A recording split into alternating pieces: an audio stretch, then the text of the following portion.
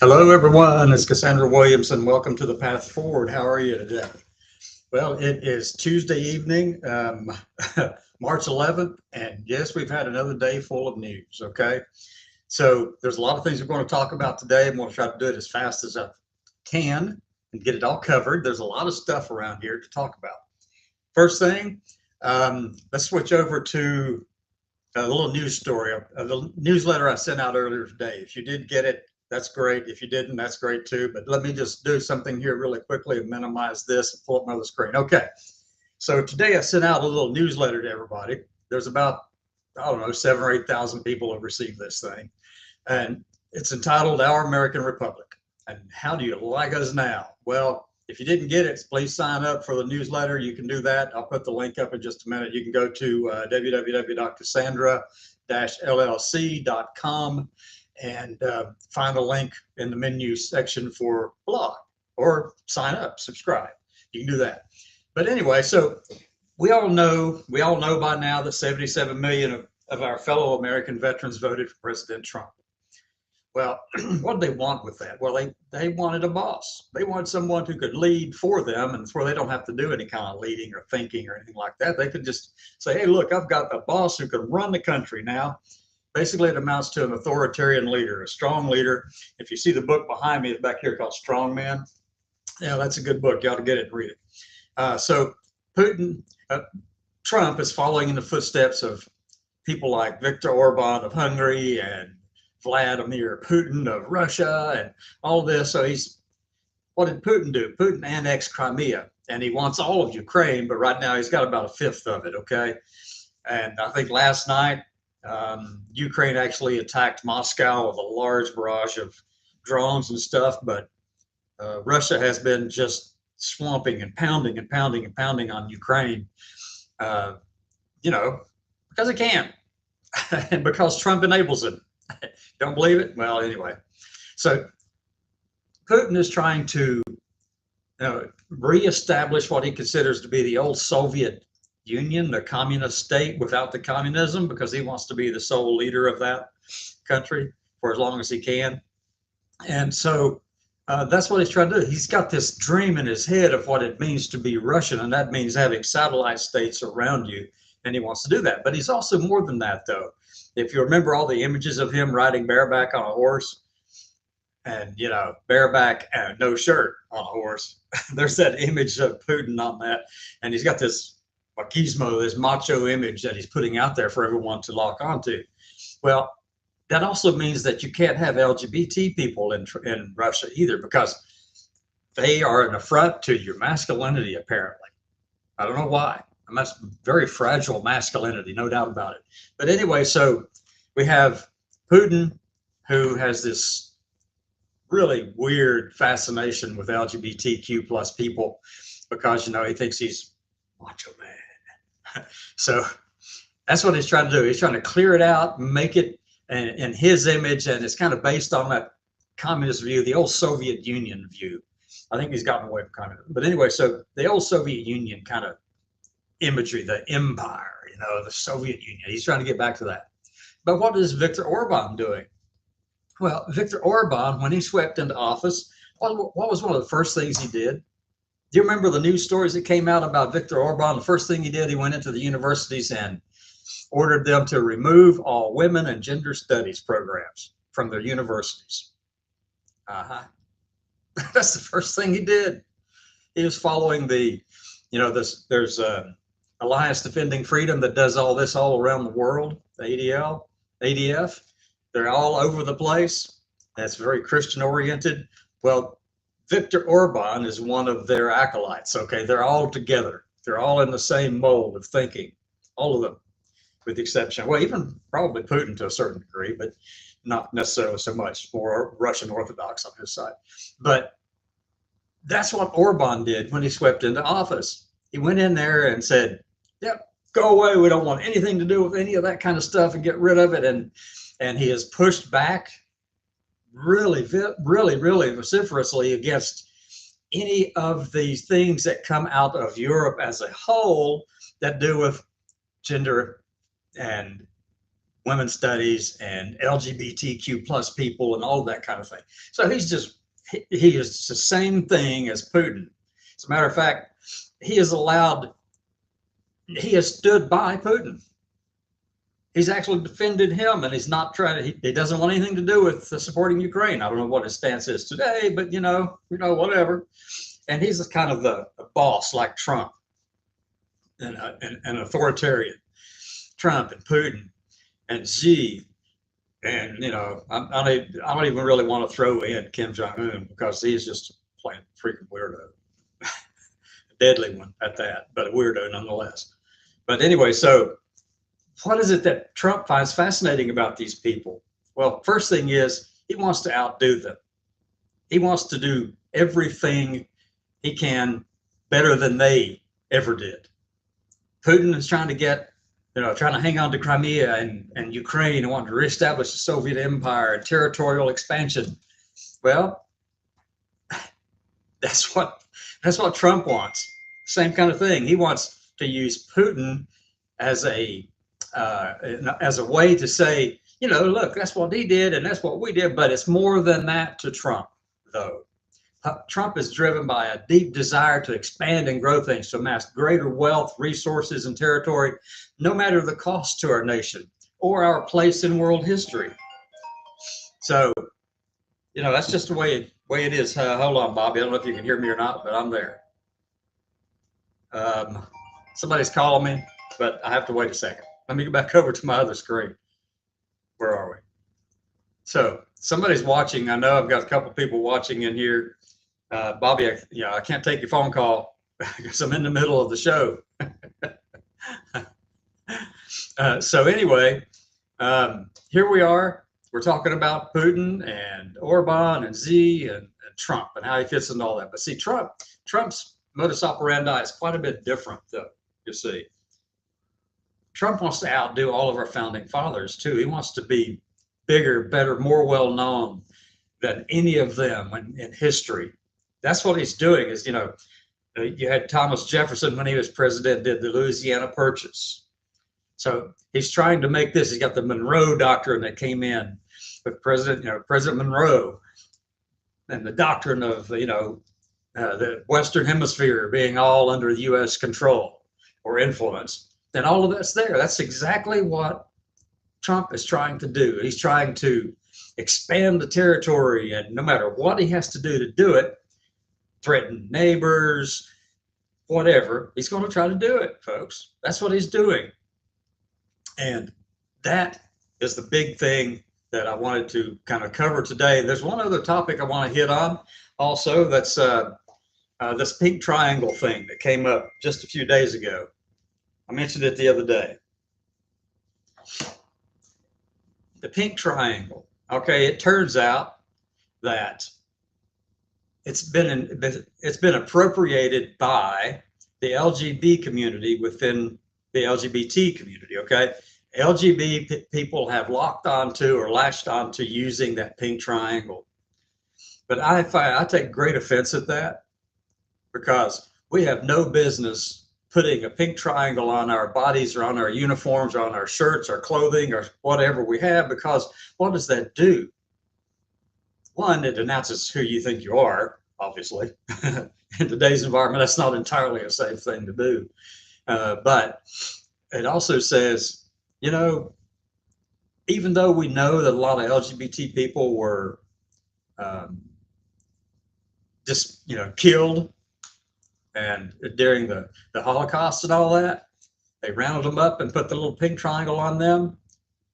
We're doing we are dishonoring their memory whenever we do stuff like that.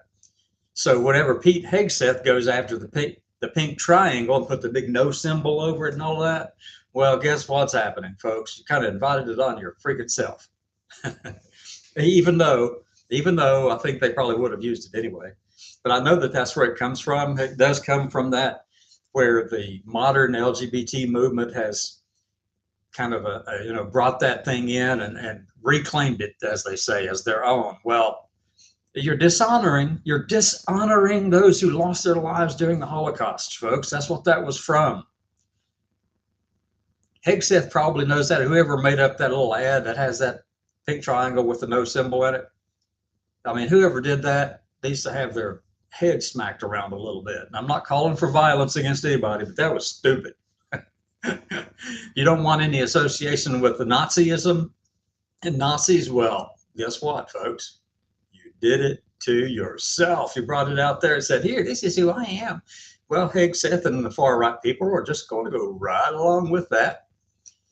And if we're not entirely careful about all of this and we don't start actually raging against the dying of the light, like Dylan Thomas said in his poem, if we don't start doing that and actually getting mad about it and saying, hey, this is pissing us off, what's going on is just absolutely asinine. We've got to start taking care of ourselves and making sure we're not doing things to bring this all on to all of us.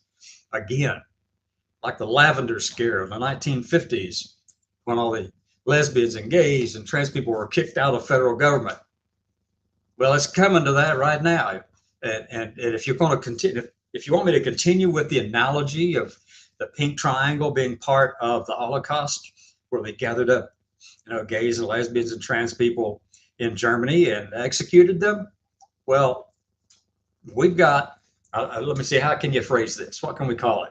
It's not Kristallnacht, because that was whenever they went after anything that every piece of property and person that had to do with the Jewish people and rounded them up, destroyed their properties and all kinds of stuff and killed people.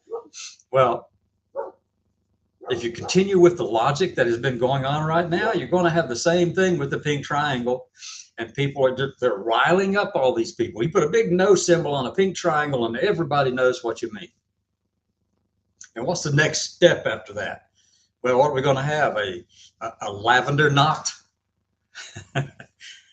Whatever you want to call it. That's what it feels like. That's what it feels like it's headed toward.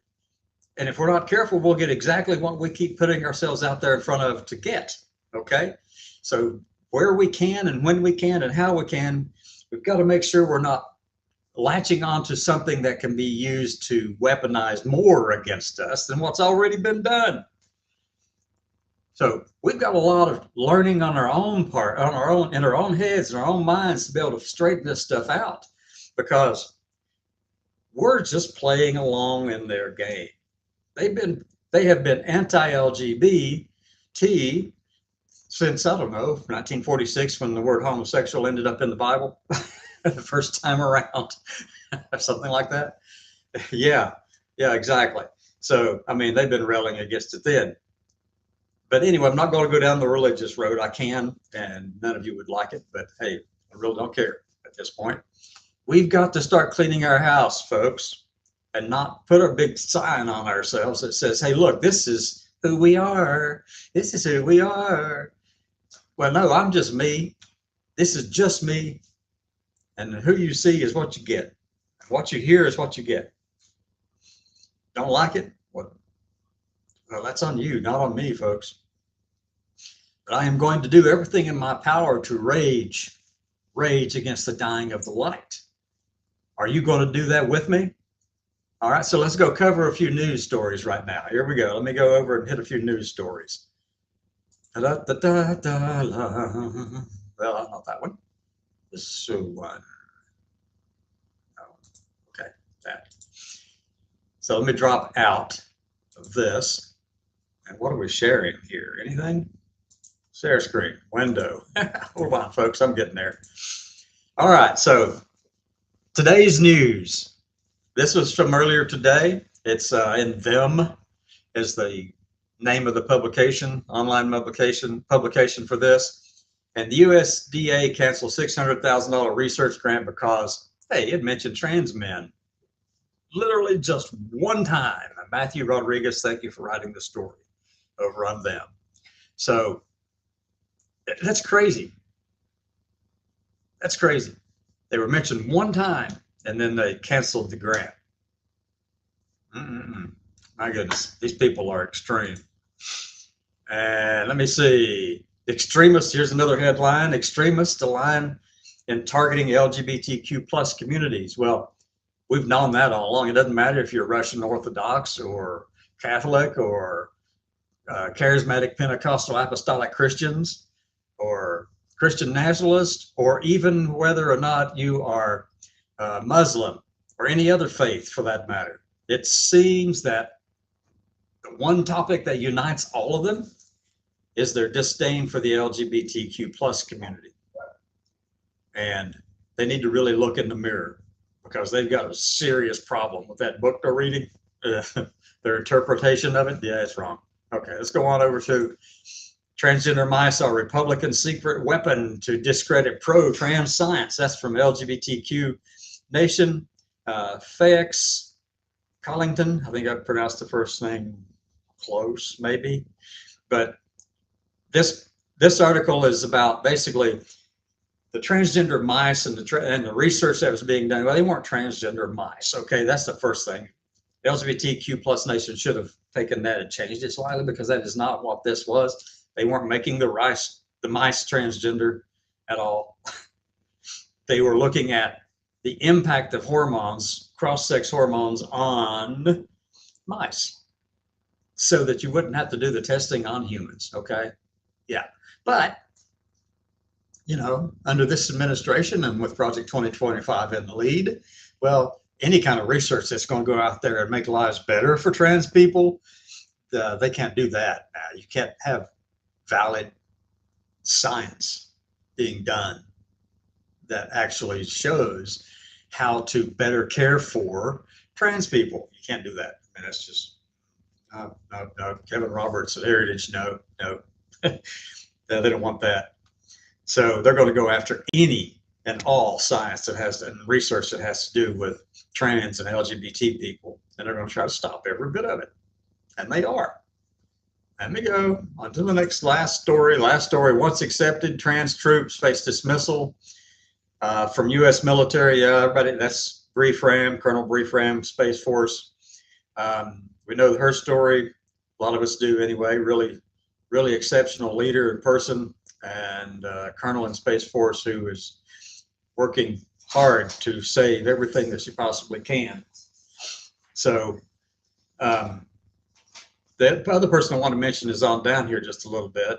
This is Chief Petty Officer Ryan Goodell, 32-year-old Navy cryptologic technician. And when I was in the Navy, that's exactly my rating. I was a crypto tech, enlisted in the Navy, riding those submarines all over the world. Well, this person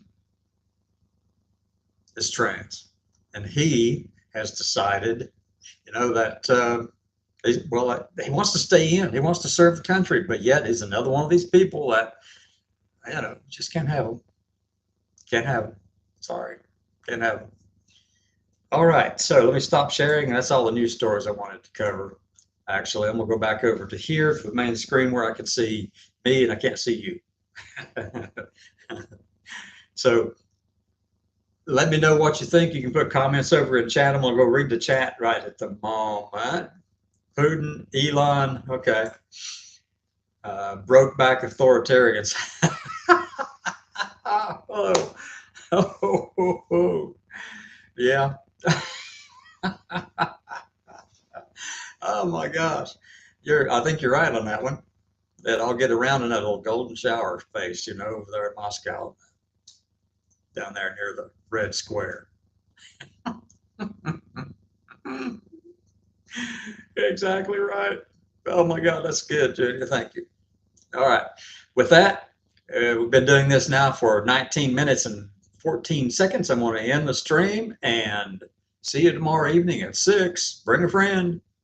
Bye.